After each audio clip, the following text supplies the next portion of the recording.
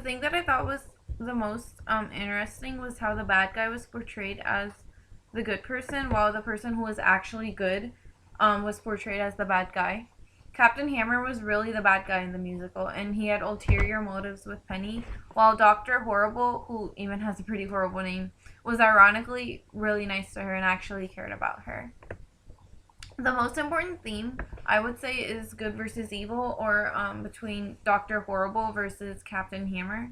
Captain Hammer, who's portrayed as the superhero, is actually the bad person, and it was kind of sad to see that Penny couldn't see that.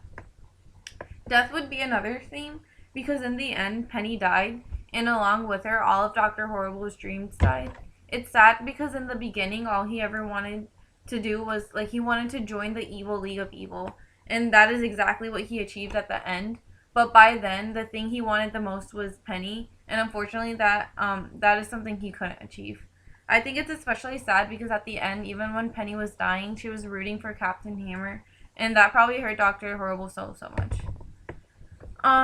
The perseverance from Doctor Horrible would also be another theme, because he actually cared for Penny, and even though it was against his morals, he tried to defeat and kill Captain Hammer because he knew what a jerk he was.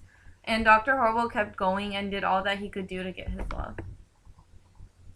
So the song that I picked was My Eyes, because it gives the audience an insight into both Penny and Dr. Horrible's minds.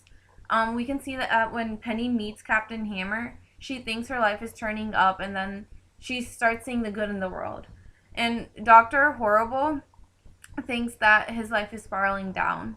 And as the audience, it's kind of painful to watch because we know Penny is wrong and what she thinks is wrong, and that she's leaving a good guy for someone who's actually a horrible person.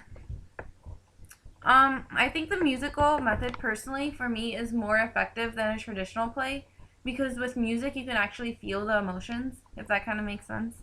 When the actors sing, you see their expressions and the sound of their voices as they say certain words, and it just really captures what they're feeling. This play was stacked on an emotion clearly because there was a love triangle.